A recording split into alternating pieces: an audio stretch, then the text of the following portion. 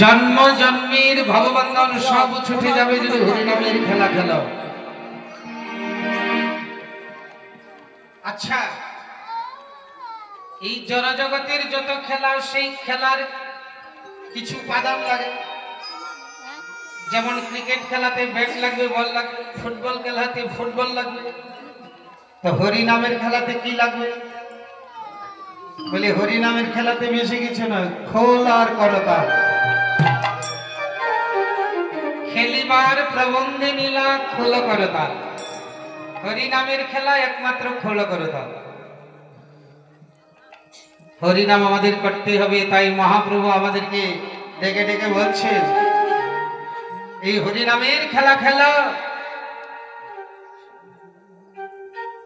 আমাদের প্রত্যেককে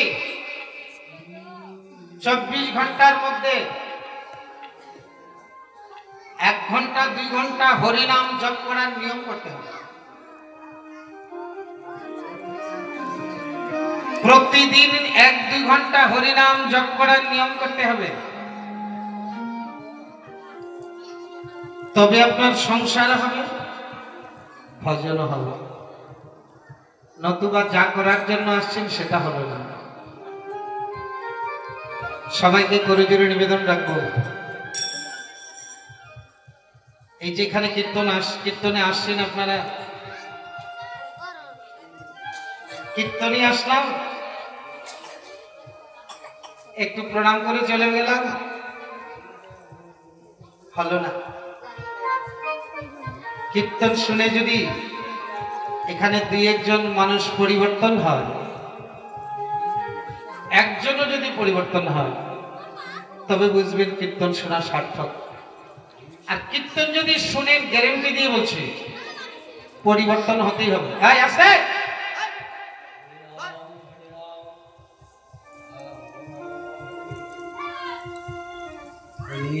কীর্তন যদি মন দিয়ে শুনেন,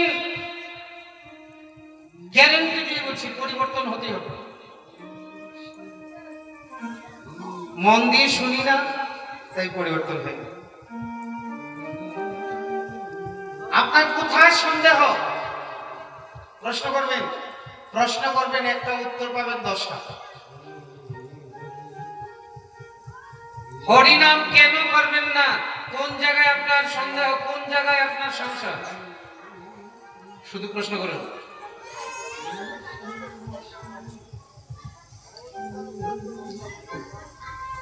মহাপ্রভু কত করুণা করে আমাদেরকে নিয়ে এসেছে। আমাদের না খেয়ে একেবারে চোখ মুদ্রিত করে জঙ্গলে পাহাড়ে বসে থাকতে হবে না, বরফের ওই পাহাড়ে বরফের উপরে বসে থাকতে হবে না, ঘরে বসে বসে একটু হরিনাম করলে হয়ে যাবে। এই হরিনাম করলে, এই দেখুন, যদি আপনি হরিনাম করেন, কপিল দেবহূতি সংবাদ, শ্রীমদ্ ভাগবতী কপিল দেবহূতি সংবাদে কপিল দেবকে মাতা দেবহূতি বলছেন, যদি ঘরে বসে বসে আপনি হরিনাম করুন, তাহলে কি হবে? আহমত সপচত গরিয়ান যজ্জীবাগ্রে বর্ততে নাম তুভ্যম তপুস্তে সুষ্ণু রাজ্যা ব্রহ্মানুচরণাম গৃণন্তি যেতে। যার জিবায় হরিনাম নৃত্য করে, সে যদি সপচের ঘরেও জন্ম হয়, একেবারে নিচুগুলোও জন্ম হয়, আর জিবায় যদি হরিনাম নৃত্য করে, তাহলে সে শ্রেষ্ঠ গরিয়ান, সে শ্রেষ্ঠ। তার তপস্যা করা হয়ে যায়, বেদাধ্যয়ন করা হয়ে যায়, যাগযজ্ঞ করা হয়ে যায়, তীর্থ ভ্রমণ, তীর্থ স্নান সবকিছু করা হয়ে যায় হরিনাম কীর্তন করে। হরিনাম জপ করবেন, তপস্যা হয়ে যাবে। হরিনাম জপ করবেন, তীর্থ ভ্রমণ হয়ে যাবে। হরিনাম জপ করবেন, যাগযজ্ঞ সবকিছু করা হয়ে যাবে। যাগযজ্ঞ, তীর্থ ভ্রমণ, তপস্যা, বেদ অধ্যয়ন সবকিছু করেও যদি হরিনাম না করেন, তাহলে হলো না। এই দেখুন, পৃথিবীতে যত দান আছে, কোটি দানি গ্রহণেছ কাশী মাঘে প্রয়াগী যদি কল্পবাসী সুমেরু সুমেতুল্য হিরণ্য দানে নাহি তুল্য গোবিন্দ নাম। আপনি যদি কোটি কোটি গাভী দান করেন, মাঘ মাসে প্রয়াগে এক কল্পকাল বাস করেন। সুমেরু পর্বতের সমান যদি সোনা দান করতে পারেন, আজ পর্যন্ত কেউ পারে নাই, ভবিষ্যতে কেউ পারবেন না। যদিও পারে তবু নহি তুল্য গোবিন্দ নাম। দেখলেন, সব কিছু করা হয়ে যায় হরিনাম জপ করলে। আপনি যে কোনো কাজ করবেন পরিশ্রম লাগবে। রান্না করুন, পরিশ্রম লাগে না? কোন জায়গায় যান, সেটাও পরিশ্রম এবং পয়সা খরচ। প্রত্যেকটি কাজে পয়সা খরচ এবং পরিশ্রম আছে। কিন্তু ঘরে বসে বসে হরিনাম জপ করেন, না পয়সা খরচ হবে না পরিশ্রম লাগবে। হরি বল, হরি বল। বিশ্রামও হবে, হরিনাম হবে। এই যে আপনারা এখানে এসেছেন, হাত পা ছেড়ে ঘুমালে বিশ্রাম হয় না। যখন মানুষ স্থির হয়ে হরিনাম শুনে তখনই হয়েছে প্রকৃত বিশ্রাম। এই এখন আপনারা প্রকৃত বিশ্রাম করছেন। নাম বিনা কলিকালে নাহি আর ধর্ম, সর্বশাস্ত্রের সার নাম এই শাস্ত্র মর্ম। তো হরিনামই হয়েছে কলিযুগের শ্রেষ্ঠ ধর্ম। এই যে আজকে এই বাড়ির ভক্ত তারা এই হরিনাম যজ্ঞ দান করছে, কলিযুগে এর চেয়ে বড় দান আর নেই। এক কৃষ্ণ নাম কোটি অশ্বমেধ সম। বলছে না, তবু হয় না। 1 কোটি অশ্বমেধ যজ্ঞ করলে এক কৃষ্ণ নামের সমান হয় না। এক কৃষ্ণ নাম কোটি অশ্বমেধ সম, যে কহে সে পাষণ্ড দণ্ডে তারি জম। যদি কেউ বলে 1 কোটি অশ্বমেধ যজ্ঞের সমান এক কৃষ্ণ নাম, বলে না তবু হয় না, যমরাজ তাকে দণ্ড দেয়। তাহলে কি বলতে হবে? বলছে এক কৃষ্ণ নামের সমান কোটি অশ্বমেধ যজ্ঞ হয় না। তাহলে এই হরিনাম যজ্ঞ হচ্ছে আজকে এই বাড়িতে।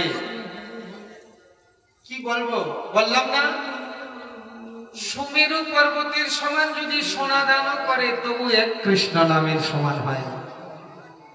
কোটি গাভী গান, কোটি অশ্বমেধ যজ্ঞ, কিছুতেই হরিনামের সাথে তুলনা হয় না। সেই জন্য কলিযুগে একমাত্র হরিনাম। আর মহাপ্রভু তাই নিয়ে এসেছে। মহাপ্রভু হরিনামের খেলা নিয়ে এসেছে।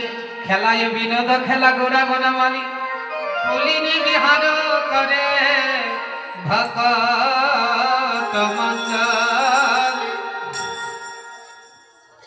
তাই মহাপ্রভু নামের খেলা নিয়ে এসেছে, কলির জীবকে খেলাবে বলে। অনেকে খেলছে, অনেকে খেলছে, কিন্তু আরো কেন আমরা যারা বাকি আছে কেন এখনো হরিনাম করছি না?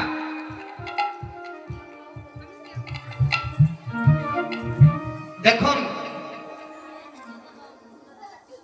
কীর্তনে এসে এমন এমন জিনিস পাবেন। আমরা আগেই বলেছি যে স্কুল, কলেজ, ইউনিভার্সিটিতে যা না পাওয়া যায় এই হরিনাম কীর্তনে এসে তা পাবে। হরিনাম করুন, আর যত সম্ভব আপনি ঘরেই থাকুন। ঘর ছাড়ার কথা আমরা বলি না, ঘরে থেকেই ভজন করুন। ভজন মানে কি? ভজন মানে উপর দিকে পা তুলে আর নিচের দিকে মাথা দিয়ে চতুর্দিকে আগুন জ্বালিয়ে তপস্যা করতে হবে, কেন? আপনাদের সবার বাড়িতে ঠাকুর ঘর আছে তো? ও ভাইরা, আছে?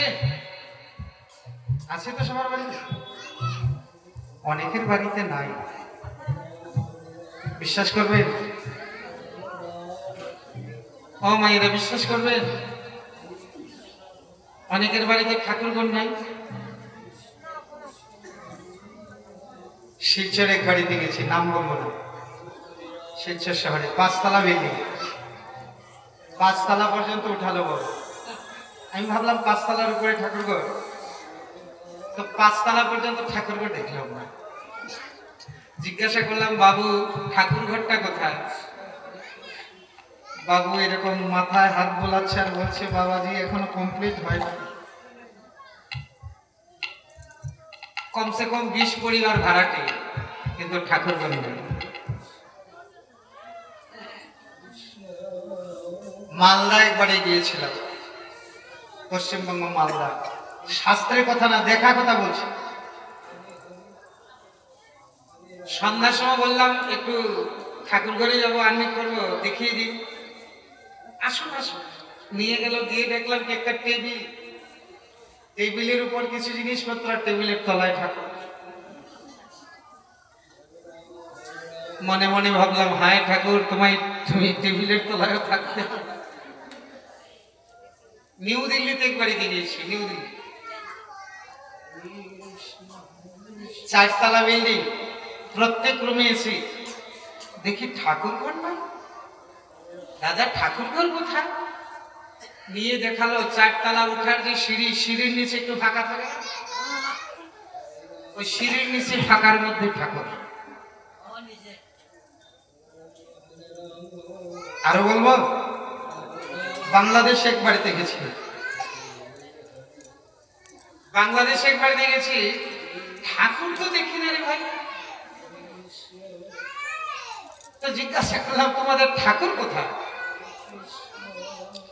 তো ঠাকুরকে এমন জায়গায় রেখেছে না, ওই যে দরজা ঘুষা, তো দরজা যখন ঘুচায় না, তো ওই দরজা যখন এরকম করে না, তো দরজার ওই ভিতরে পড়ে থাকে, ওই কাঠের মধ্যে এরকম ঝুলিয়ে রেখেছে ঠাকুর।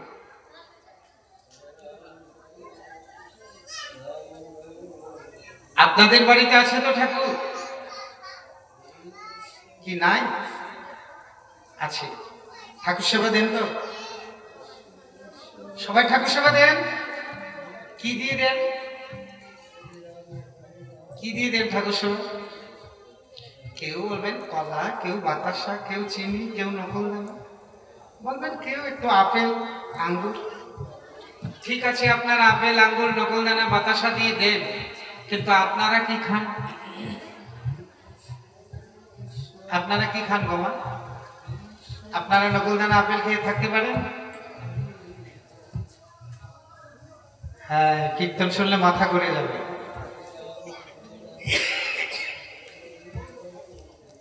আপনাদের বাড়িতে যদি কোনো অতিথি আসে, অতিথিকে একটু ফল দিয়ে আপনারা পেট ভরে খেতে পারবেন? বিবেকে মানবেন? আপনার ঘরের ছেলে মেয়ে যদি একদিন না খায় কেমন লাগে? আপনার ছেলে মেয়ে যদি একদিন না খায় তো কেমন লাগে? বুকটা জ্বলে না? তো আপনাকে দিয়েছি, আপনার ছেলে মেয়েকেই দিয়েছি, আপনার সব কিছু যিনি দিয়েছে, তাকে যে ঠাকুর ঘরে প্রতিদিন না খাইয়ে রাখেন, আর আপনি 3-4 বেলা পেট ভরে খান, একবার কি ভিতরটা জ্বলেছে যে আমার ঠাকুরকে একদিনও খেতে দেই নাই, আমি তো পেট ভরে খাচ্ছি?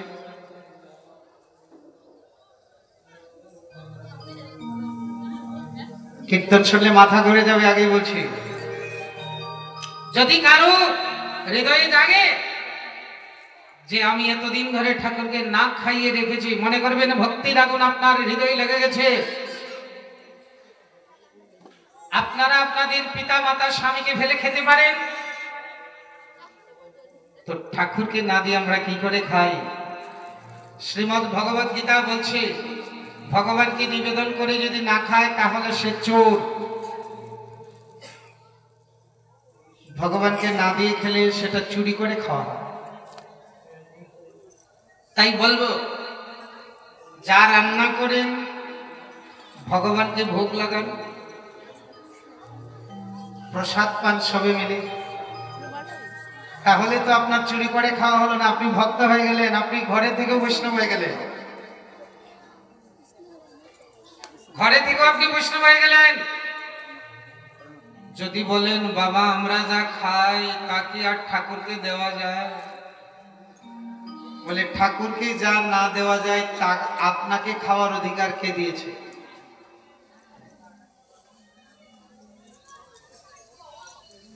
ঠাকুরকে যা না দেওয়া যায় জীবন থেকে বাদ দিয়ে দেন না,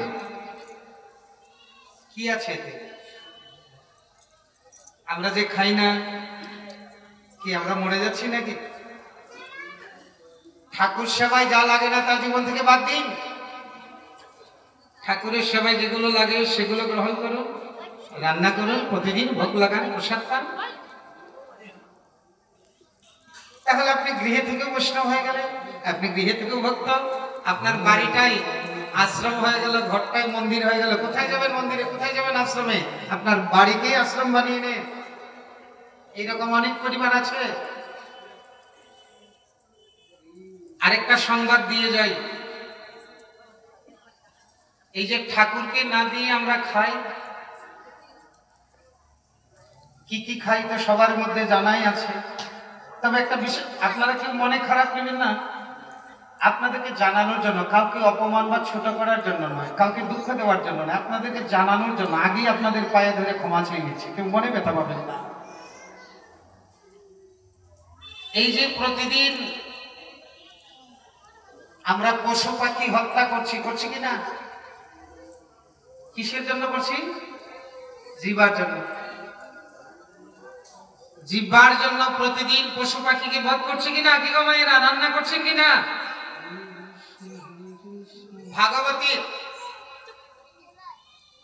ভাগবতীর পঞ্চম স্কন্ধের পঞ্চম অধ্যায়ে,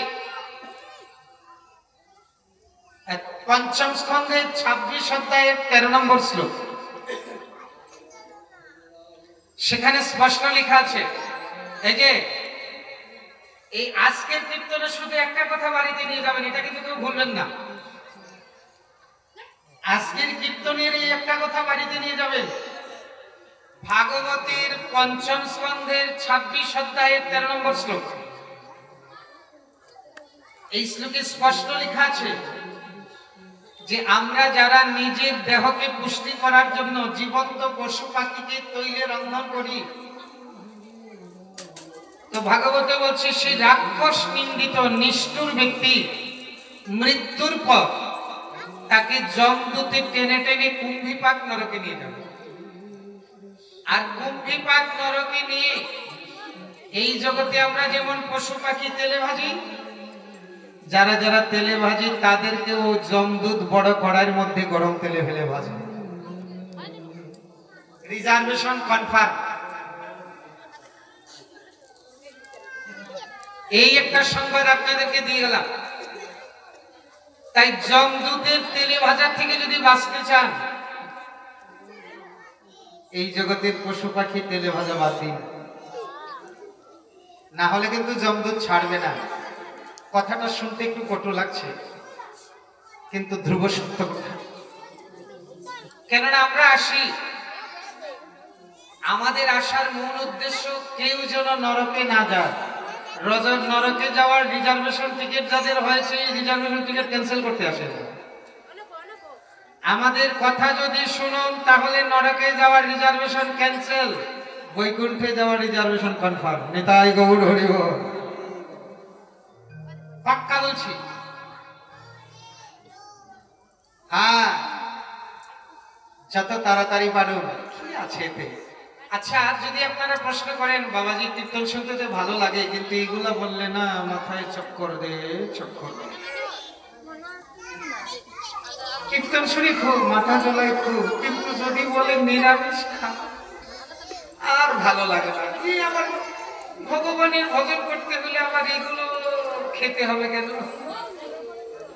আচ্ছা, সব কিছু খেলে আর হরে কৃষ্ণ বললে হবে না? বলছে না। মহাপ্রভু বলছে জীব আর লালসায় জীবিধায় শিষ্ণুদর পরায়ণ কৃষ্ণ নাহি পায়।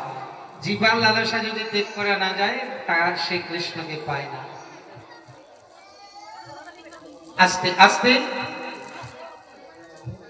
কৃষ্ণ নাম করতে হবে, যত তাড়াতাড়ি পারেন।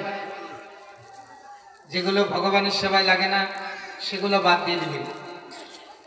হয়তো বলবেন বাবাজি যদি নিরামিষ খাই না শরীর না কমজোরি হয়ে যায়। নিরামিষ খেলে নাকি শরীর কমজোরি হয়ে যায়। আচ্ছা, নিরামিষ খেলে যদি শরীর কমজোরি হয়ে যায়, যারা বলে তারা একটু চোখে কম দেখে। আপনাদের ঘরে বিড়াল আছে না? বিড়ালে কি খায়? নিরামিষ খায়। বেড়াতে আমিষ খায়। আচ্ছা, হাতিতে কি খায়? হাতি কি খায়? এটা আমিষ না নিরামিষ? তাহলে হাতির শক্তি বেশি না বিড়ালের শক্তি বেশি?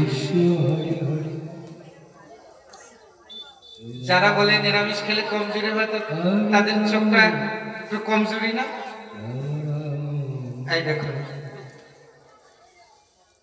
কত দৃষ্টান্ত দিব, অনেক অনেক দৃষ্টান্ত দিব। তাই একদিকে যেতে হবে, যেগুলো ভগবানের সেবায় লাগে না সেগুলো বাদ দিতে হবে। ভগবানের সেবায় যেগুলো লাগে রান্না করুন, ভগবানের ভোগ লাগান, প্রসাদ পান। আর হরি নামের খেলা গেল, হরিনাম করতে হবে। আর হরিনাম করতে করতে না আপনি আপনি এগুলো জীবন থেকে বাদ হয়ে যাবে। তাই মহাপ্রভু আমাদের জন্য হরিনাম নিয়ে এসেছে। খেলা এ বিনোদ খেলা, গোড়া বন মালি পুলিনি বিহার করে ভকত মন্ডলী। হরি বেলি অবসান দেখি গৃহেতে চলিলা গো।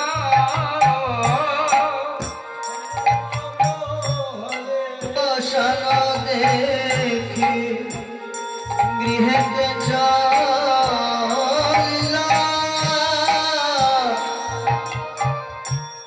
এই সুরধ্বনির তীরে খেলতে খেলতে হঠাৎ চেয়ে দেখে আর বেলা বেশি নাই।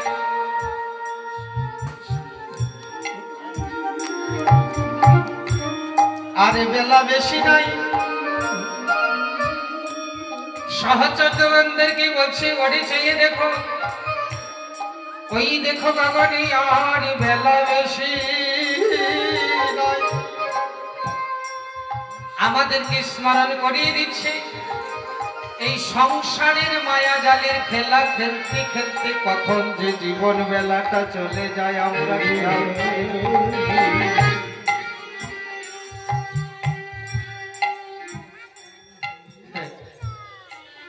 সংসারের খেলা খেলতে খেলতে কখন যে আমাদের সারাটা জীবন বেলা চলে যায়।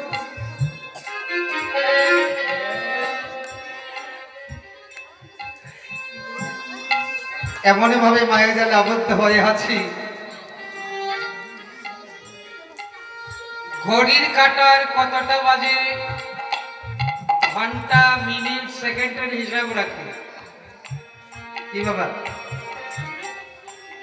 ঘড়ির কাটা ঘড়ি ঘন্টা মিনিটের হিসাব রাখি, কিন্তু দেখতে দেখতে যে জীবনের কাটার 12টা বেজে যায় সেদিকে খেয়াল রাখি।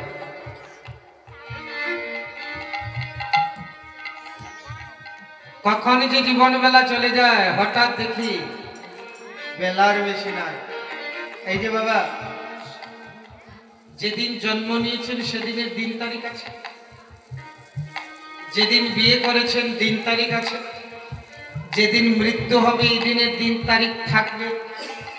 কিন্তু আপনাকে যদি বলা হয় আপনি কবে বুড়ো হলেন, দিন তারিখ আছে? কাউকে যদি জিজ্ঞাসা হয় আপনি কোন তারিখে বৃদ্ধ হয়েছে, দিন তারিখ পাবেন খুঁজে? বেলা চলে যায়। তাই মহাপ্রভু সখাগণদের সাথে খেলতে খেলতে হঠাৎ দেখে আর বেলা নাই। বেলি অবসান হেরি গৃহেতে চলিলা। বেলি অবসান গৃহেতে চলিলা। সারাদিন আমরা ব্যবসা বাণিজ্য যা কিছু করি না কেন, সন্ধ্যা হলে আমরা সকলে ঘরে ফিরে আসি কিনা? সন্ধ্যা হলে সবাই ঘরে আসার টান করে না? আমাদেরকে বলছে তোমরা যে সারা জীবন খেলা খেলছো, যখন জীবন বেলা ডুবে যাবে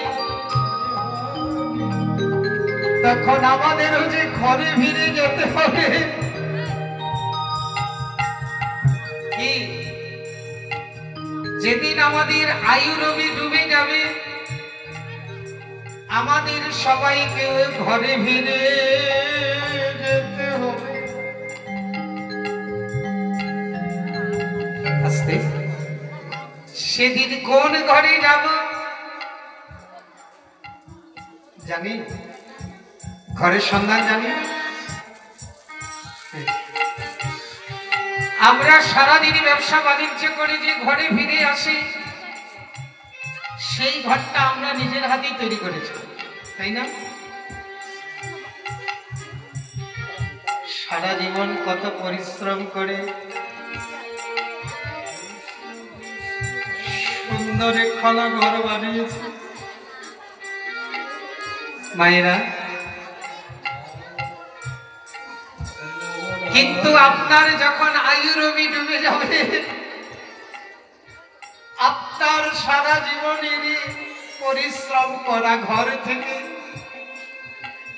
আপনার ছেলে মেয়ে ভাই বন্ধু সবাই মিলে আপনার পরিশ্রম করা ঘরে থেকে তারা ঘরে বাহির করে, ঘরের বাহির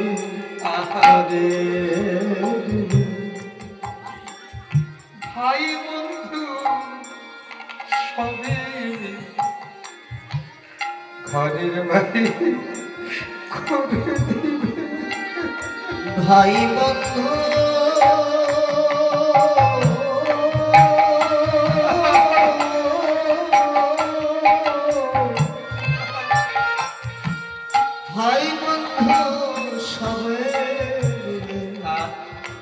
তারা ঘরের বাহির করে,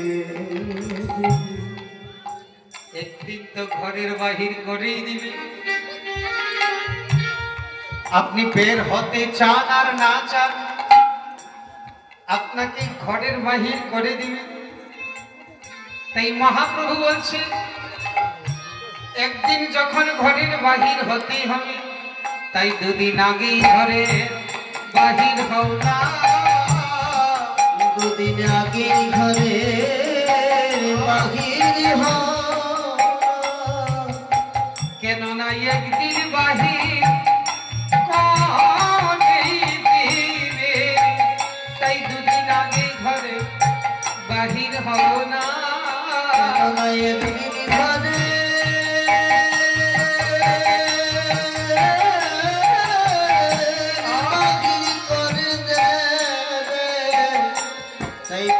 আগে ঘরে।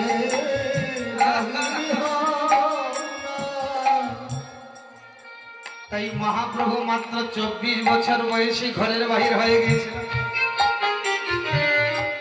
আমাদেরকে শিক্ষা দিচ্ছি তোমরাও একদিন ঘরের বাহির হতেই হবে, তাই দুদিন আগেই বাহির হয়ে যাও। বেলা যখন ডুবে যাবে তখন বাহির হতেই হবে। যে ঘর থেকে এসেছি সেই ঘরের কথা ভুলে গেছি, মনে আছে কোথা থেকে এসেছি, কিন্তু যেতে হবে। বেলা শেষে আমাদেরও ঘরে ফিরে যেতে হবে। তাই বেলা অবসান গৃহেতে চলিলা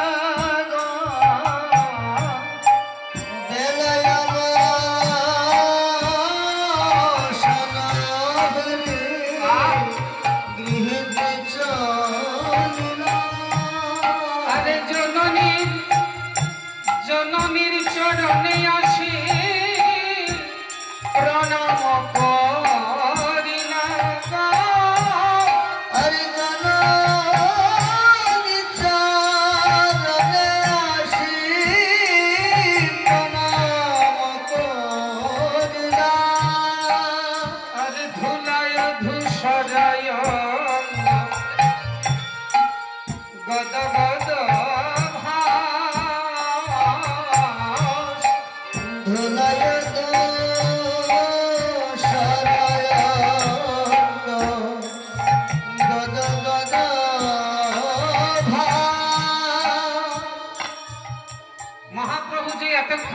খেলা খেলেছে, সমস্ত শরীরের ধুলি লেগে আছে।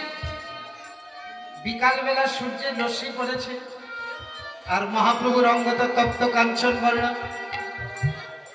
বিকালবেলা সূর্যের রশ্মি পড়েছে, আর সচিমা দেখছে এই যে বালিগুলো ধুলোগুলো লেগে আছে, মনে হচ্ছে যেন মুক্তা ঝরছে। সচিমাতা, নিতাই, শ্রীবাস তাদেরকে সবাইকে বলছে, আমার নিমাই রঙ্গে এত ধুলা কে লাগিয়েছে রে, তোরা কি দেখিস নাই? অন্য সবাই বলছে, ও মা, আমরা কি তার শরীরে ধুলা লাগিয়েছে? সে নিজেই লাগিয়েছে। কি করে? ও মা শোনো, আজকে যখন আমরা সুরধুনী গঙ্গার তীরে মিলিত হয়েছি, নিমাই বলল কি, চল আজকে একটা নতুন খেলা খেলবো। আমরা বললাম কি খেলা? তখন উনি বললেন গড়ি খেলা। গড়ি খেলা মানে? বলে কে কত গড়াগড়ি দিতে পারে। তোমার নিমাই যা বলে আমরা তাই করি। ও মা, আস্তে, তোমার নিমাইয়ের সাথে আমরা কেউ গড়াগড়ি দিয়ে পারি। আচ্ছা, যিনি ভগবান তিনি আবার গড়াগড়ি দিবেন কেন? বলে কারণ আছে। কি কারণ? মহাপ্রভু যদি ভক্তদেরকে বলে আমাকে একটু চরণ ধুলি দাও, তো কেউ দিবে? দিবে না। তাই মহাপ্রভু এমন একটা ছলনা করলে, ওই গড়ি খেলার ছলনা করলে সবার চরণ ধুলো গায়ে ভাবছে। কেন? জীব শিক্ষা দিচ্ছে। হ্যাঁ, জীব শিক্ষা দিচ্ছে। কি বলে? এই কলিকালে যদি গোবিন্দ কৃপা পেতে চাও, তাহলে এইভাবে ভক্তের চরণ ধুলি অঙ্গে মাখো, চরণ ধুলি অঙ্গে মাখো।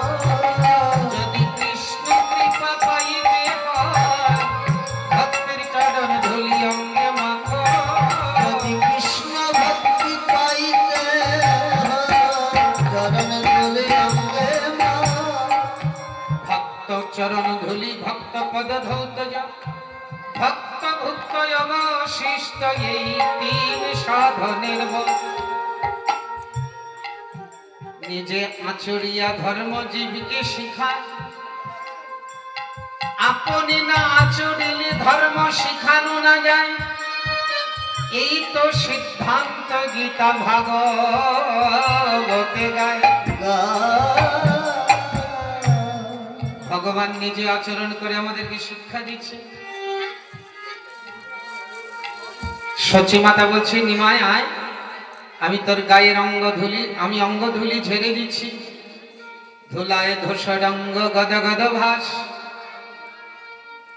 নিমাই আমার কাছে আয়। মহাপ্রভু রঙ্গের ধুলি মা সচিমাতা তার শাড়ির আঁচল দিয়ে ঝেড়ে দিচ্ছে, মুছে দিচ্ছে। বৈষ্ণব পদকবি সচিমাতাকে বলছে, মা, তোমার চরণে আমার একটা নিবেদন। তুমি নিমাইয়ের সারা অঙ্গ পরিষ্কার করো ছেড়ে মুছে, কিন্তু একটু জায়গা বাকি রাখো। আমি অনেক দিন ধরে আমার মনের বড় বাসনা আছে। মা গো, আমার অনেক দিন ধরে মনের বাসনা, নিমাইয়ের চরণ দুটি বাকি রেখো। নিমাইয়ের চরণ দুটি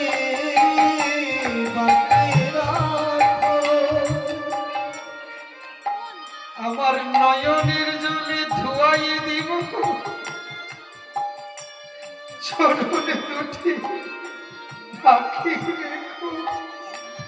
আমার নয়নের জলে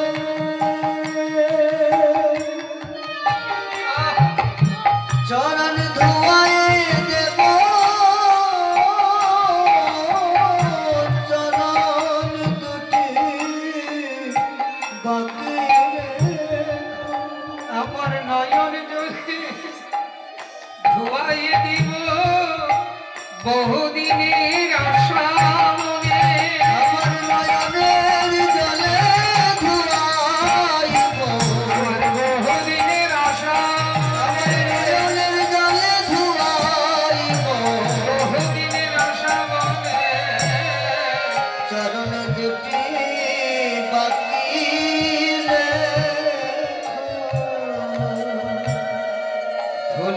ধূসরঙ্গ গদ গদ ভাব এ রাধা মোহন তবু করত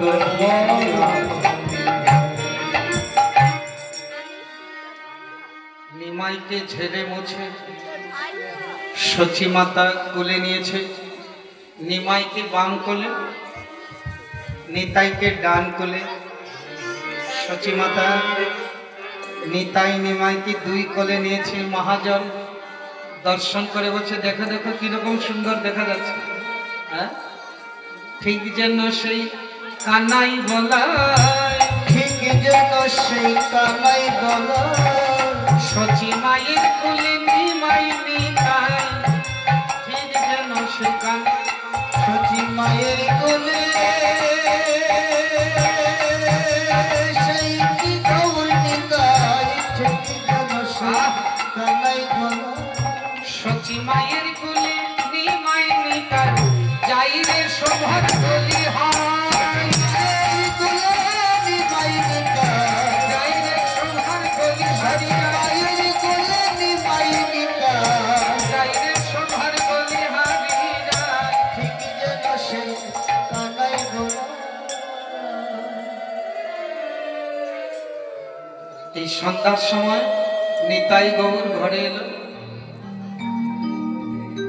লীলা আস্বাদন করতে হলে আগে গৌর লীলা, তারপরে বৃন্দাবন লীলা। তাই আমরা নিতাই গৌরকে ঘরে আনলাম। বৃন্দাবনে গিয়ে আমাদের গোবিন্দকে একটু ঘরে আনতে হবে। সকালবেলা আমরা গোটে পাঠিয়েছিলাম, তাই এখন আমরা সবাই মিলে একটু বৃন্দাবনে চলি। ও মাইনা, বৃন্দাবনে যাবেন তো? এখানে বসে থেকে তোর মন কোথায় লামডিং ফরকাটিং ঘুরছে, ঘুরছে না? বসে আছেন তো কীর্তনে, মন যে কোথায় কোথায় ঘুরছে।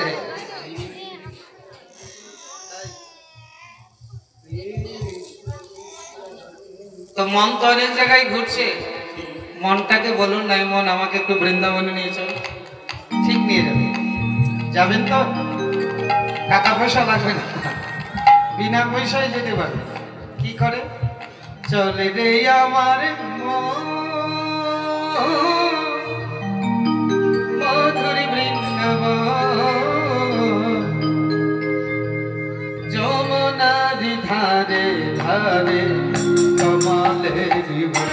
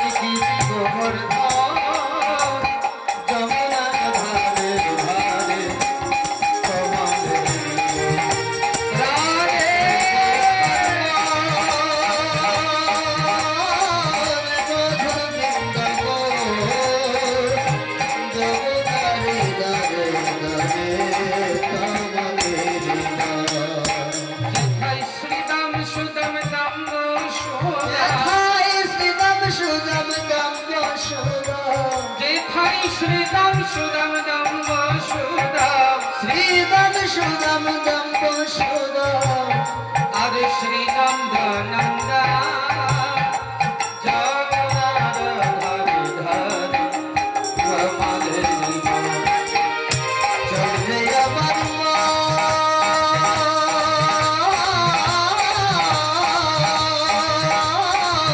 মধুর বৃন্দাবন,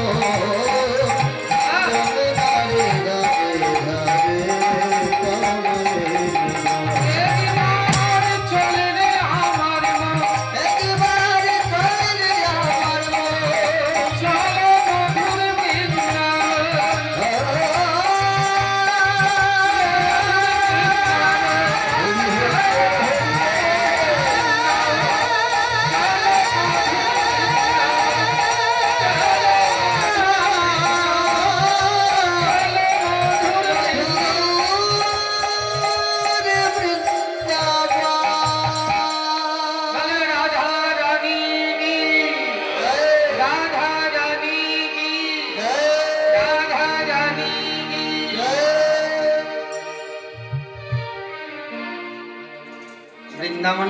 রাধারানীর জয় দিতেই হবে। তাই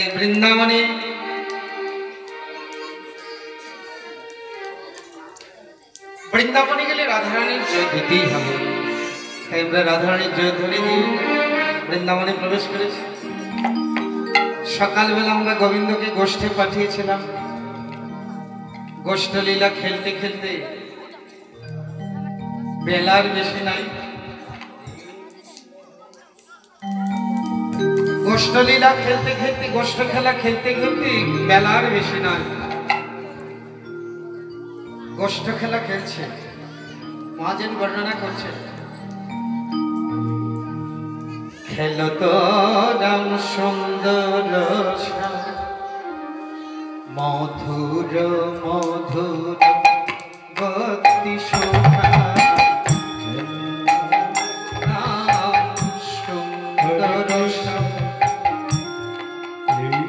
মধুর মধুর ভক্তি শোভা।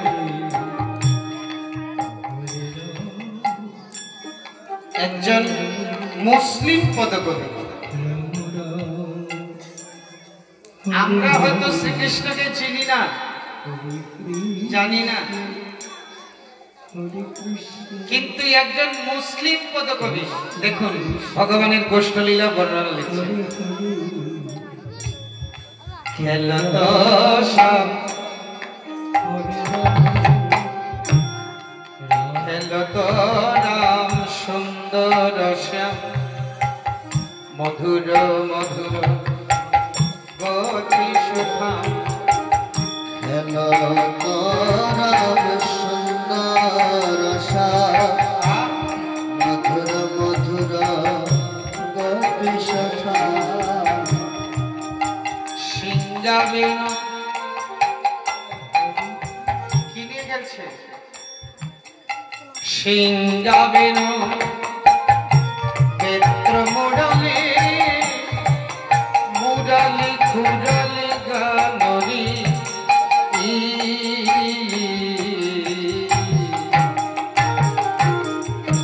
প্রিয় সুদাম শ্রীদাম মিলি তপন তনয়া তীরে গেলি, প্রিয় শ্রীদাম সুদাম মেলি তপন তনয়া তীরে গেলি।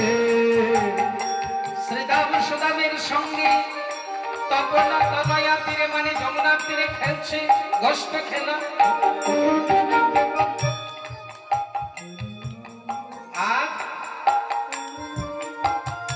ধবলি শ্যামলি আউরি আউরি, ধবলি শ্যামলি আউরি আউরি। ধবলি শ্যামলি বলে ডাকছে। এইভাবে তারা ডাকছেন আর গোপাল গোষ্ঠলীলা খেলা করছেন। এই যে লীলা দর্শন করছেন কে? আগম নিগম বেদ লীলায় করত কোঠ বিহার, আগম নিগম বেদ সার লীলায় করত কোঠ বিহার। বেদ পুরাণ আগম নিগমের যে সার, সে শ্রীধাম বৃন্দাবনে শ্রীধাম সুগমের শোনে গোষ্ঠ বিহার করছে। আগম নিগম বেদ সার, আরে লীলায় করত কোঠ বিহার। আগম নিগম বেদ সার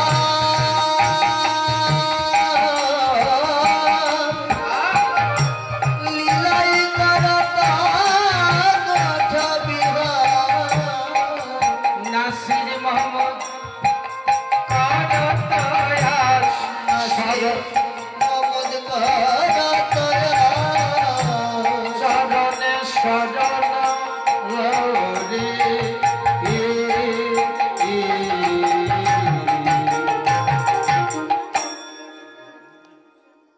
একজন মুসলিম বৈষ্ণব পদকবি আমাদের ভক্ত জগতে অনেক মুসলমান তারা সিদ্ধ মহাত্মা হয়ে গেছে। তাই আমাদের যত বৈষ্ণব পদাবলী, এই বৈষ্ণব পদাবলীর মধ্যে কয়েকজন মুসলিম বৈষ্ণব পদাবলী আছে, এর মধ্যে নাসির মাহমুদের নাম অন্যতম। এই যে এতক্ষণ কীর্তন হচ্ছে, আমরা শুধু বৈষ্ণব পদাবলী নিয়ে বলছি। কি বাবা, আমরা বৈষ্ণব পদাবলীর বাইরে যাই না। যদি একটু কঠিন বিষয়, তো বৈষ্ণব পদাবলীকে ভেঙে রসাস্বাদন করানোর তো কীর্তনিয়ার কর্তব্য। আমরা অন্য কোনো ওই ভক্তিগীতি, লোকগীতি, আউল বাউল গানের মধ্যে আমরা প্রবেশ করি না। কেন? এগুলো লীলা অপরাধ হয়। লীলা করতে হলে শুদ্ধ বৈষ্ণব পদাবলী দিয়ে লীলা করতে হয়। আমরা যতক্ষণ করেছি বৈষ্ণব পদাবলীর বাইরে যাই, যতক্ষণ করব বৈষ্ণব পদাবলী ছাড়া আমরা করব না। আমরা অন্য কিছু করি না। কেউ আমাদেরকে নেও আর না নেও, আমরা ওই ধামাল গান আর ওই মায়ের গান, বাবার গান, এগুলো আমরা গাই না। নিলে ভালো, না নিলে ডবল ভালো। কীর্তনের মানে হয়েছে প্রথমত হরিনাম সর্বোপরি, তারপর যদি লীলা কীর্তন শুনতে হয় তাহলে শুদ্ধ বৈষ্ণব পদাবলী,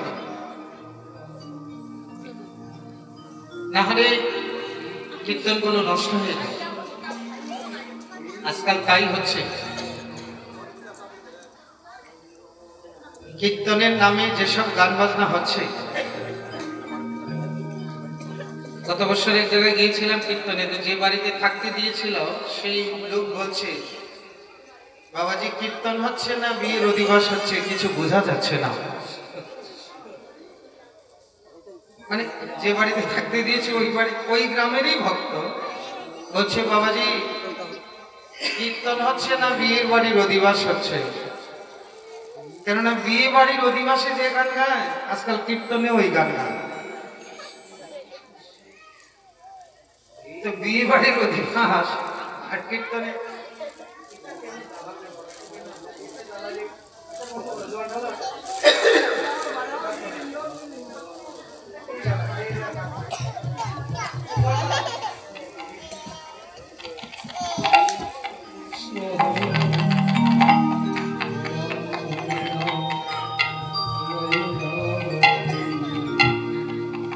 আরো কত গান। কীর্তনের মধ্যে মাউইমার গান না গাইলে কীর্তনই হয় না আজকাল। কোন গান কোথা থেকে জানি ওরা পায়, ঠাকুর জানে। যাই হোক, এগুলা বলতে বলতে তো আমি শত্রু হয়ে যাচ্ছি, খালি মায়ের খাওয়ার বাকি আছে। বর্তমানে খালি মায়ের খাওয়ার বাকি আছে। কেননা এগুলো বলি, এগুলো ভালো লাগে না সবার।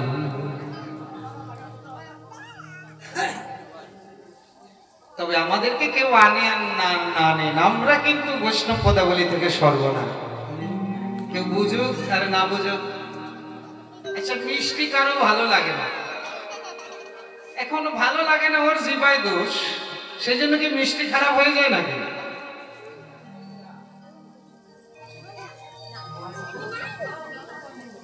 কৃষ্ণ কৃষ্ণ হরি হরি হরে রাম রাম। তো আমরা এই যে বৈষ্ণব পদাবলীর মাধ্যমে আছি, আর যতটুকু সময় থাকবো বৈষ্ণব পদাবলী গেলে, হ্যাঁ। তো ভগবান গোষ্ঠলীলা খেলছে, খেলিতে খেলিতে হঠাৎ চেয়ে দেখে কখনই আর বেশি বেলা নেই। তাই সবাইকে শ্রীরাম সুদাম রাম বসুদাম সবাইকে ডেকে ডেকে বলছি, আরে শ্রীরাম সুদাম দাম বসুদাম, ওই দেখো কখনই আর বেলা বেশি নাই। হরে কৃষ্ণ কৃষ্ণ কৃষ্ণ হরে হরে রাম। তুমি যে এটা জ্বালিয়েছো, এটার কাছে তুমি বসে থাকো, তো তুমি বসে থাকতে পারবে না? তোমার চোখ জ্বলবে না, গলা জ্বলবে না? এটা ঠাকুরের সামনে যে ঠাকুরের খুশি হয়। কৃষ্ণ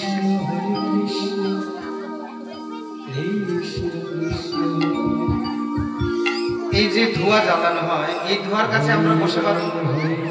চোখ জ্বলবে না তো এটা ঠাকুরের সামনে দিলে ঠাকুরের দুঃখ হবে না, খুশি হবে? এগুলো একটা উৎপাত, এগুলা দিবেন না। যদি ধূপ দিতে হয়, ধূপ দিলে ওই যে টিকি টিকি জ্বালিয়ে ধূপ দিবেন, এতে এই এটার যে টেস্ট এটা লাগবে না। এখন ধূপ জ্বালানোর পরিবর্তে এগুলা ধোঁয়া দেয়, তাই খালি ধোঁয়া দিলে হবে? অনেক কিছু বিচার বিবেচনা করে করতে হয়।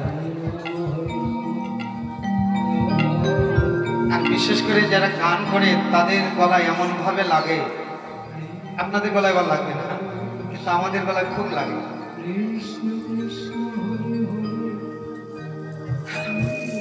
ভগবান শ্রীকৃষ্ণ শ্রী নন্দনন্দন শ্রীরাম সুদামের সঙ্গে খেলা করতে করতে হঠাৎ সে দেখে বেলার বেশি নাই, তাই বলছে ধেনুর পাল জড় করো, সিংহায় ধ্বনি করো, পাল জড় করো শ্রীরাম শান দেও সিংহায়, পাল জড় করো শ্রীরাম শান দেও সিংহায়। দেখো আর তো বেশি বেলা নাই রে, দেখো আর তো বেশি বেলা নাই রে, মদের ঘরে ফিরে যেতে হবে, আর তো বেশি বেলা নাই রে। মোদের ঘরে ফিরে যেতে হবে, আর তো বেশি বেলা নাই রে। সঘনে বিষম খায়, নাম ধরে মায়, সঘনে বিষম খায়, নাম করে মা। করে শ্রীরাম আমি ঘন ঘন বিষম খাইতেছি। বিষম খাইলে বলে না এই কোন নিজজনে আপনজনে মনে করছে, তাই আমি ঘন ঘন বিষম খাচ্ছি। তো আমার কাছে আমার মা ছাড়া আর আপনজন নেবা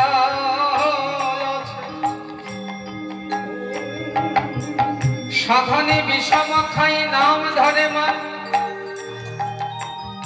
আমার মা মনে হয় বারবার মনে করিতেছে, তাই তো আমি বিষম খাইতেছি, নতুবা আমি বিষম খাইব কেন? আজও মাঠে আমাদের বিলম্ব দেখিয়া, আজ মাঠে আমাদের বিলম্ব দেখিয়া, হেন বুঝি কাঁদে মায়ে পথ পানে চায়া, হেন বুঝি কাঁদে মায়ে পথ পানে যাইয়া। আমার মায় বুঝি ভাই কাঁদিতেছে, আমার মা বুঝি পাই কাঁদিতেছে, প্রাণের গোপাল গোপাল বলে মা বুঝি ভাই কাঁদিতেছে। প্রাণের গোপাল গোপাল বলে, ওই পথ পানে চেয়েছে, প্রাণের গোপাল বলে, পথ পানে চেয়েছে, প্রাণের গোপাল গোপাল বলে, পথ পানে চেয়েছে। আমার মা বুঝি পাই কাঁদিতেছে। শ্রীরাম রে তোরকে একটা কথা বলি, মা কাঁদানো ভালো নয় রে, মা মা কাঁদানো ভালো নয় রে,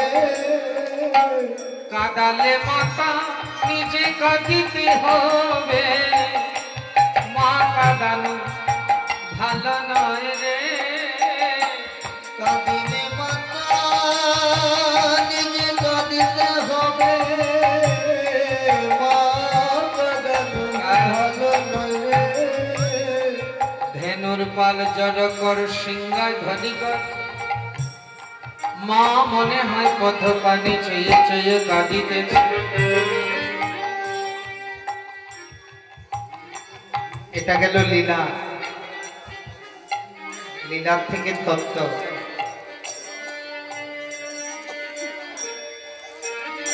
এই সংসারটাও একটা গোষ্ঠী।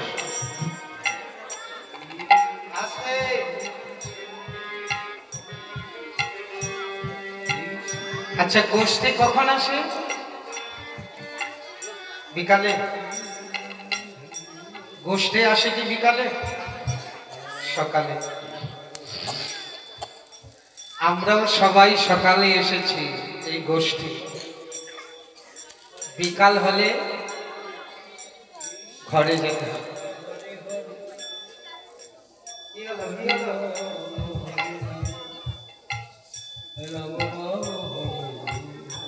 কীর্তনে আসে কিন্তু মনটা থাকে লাভের ঘরটাতে। হরে কৃষ্ণ কৃষ্ণ কৃষ্ণ। কীর্তনে এসেও বকবক ছাড়ে। কত যে বলি, নিজে শুনবে না আর পাঠককে শুনতে হবে। আর কীর্তনিয়ার মাথাটাকে নষ্ট করে।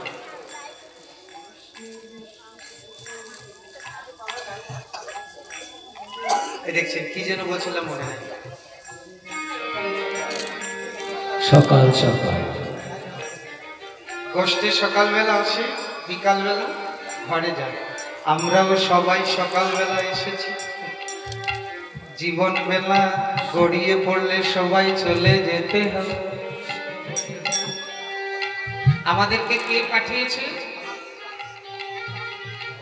যিনি পাঠিয়েছে তিনি অপেক্ষা করে বসে আছে।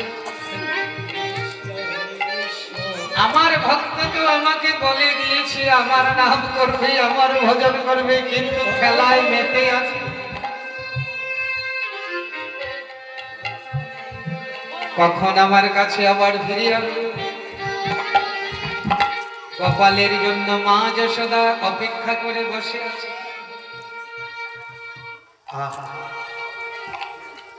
তাই গোবিন্দ বলছে শ্রীদাম সুদাম সব ধেনুর পাল জড় কর সিংহায় ধ্বনি কর, মা মনে হয় কত পানে চেয়েছে কাছে।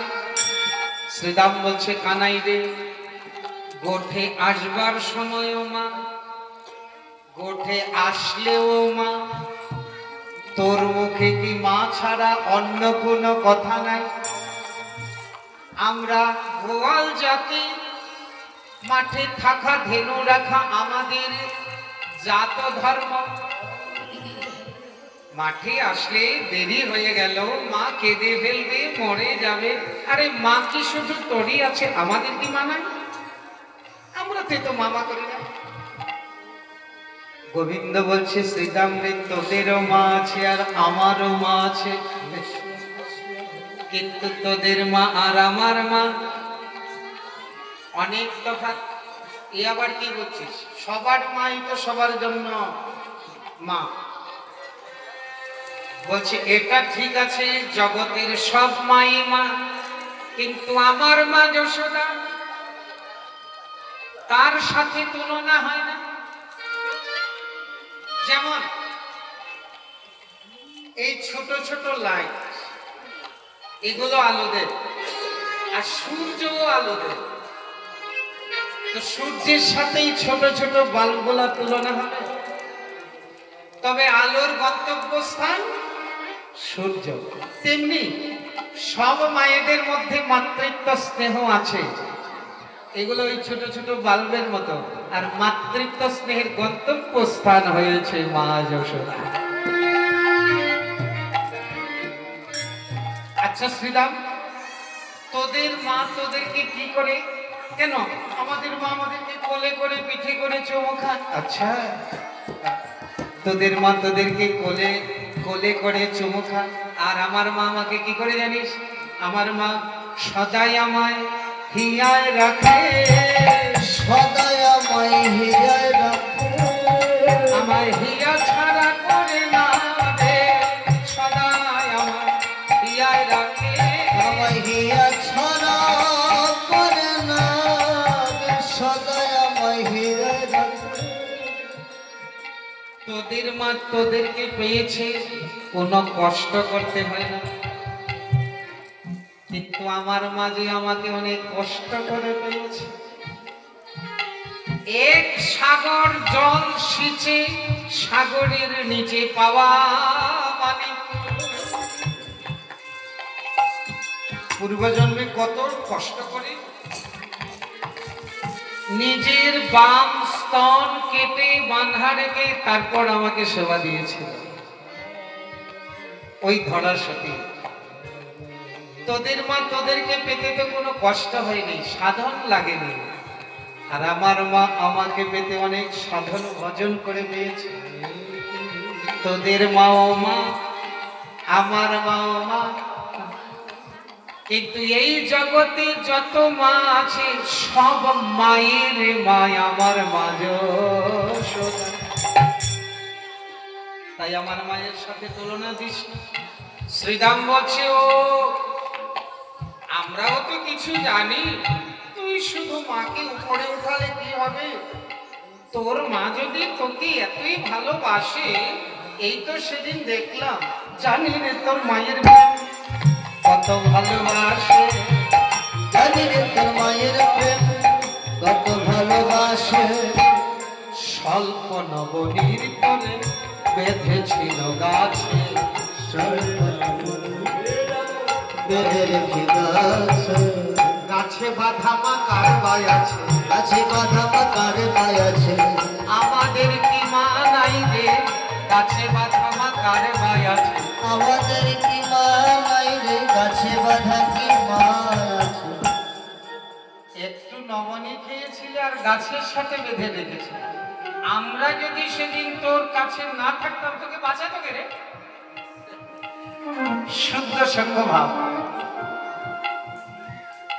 কানাই বলছে, দেখ শ্রীরাম, আমার মায়ের নিন্দা করিস না, আমার মা কতটুকু ভালোবাসি জানিস? একদিন নবনী খাইয়াছিলাম লুকাইয়া, মায়ের ভয়ে লুকিয়েছিলাম মারবে, কিন্তু মা খুঁজে খুঁজে আমাকে না পেয়ে না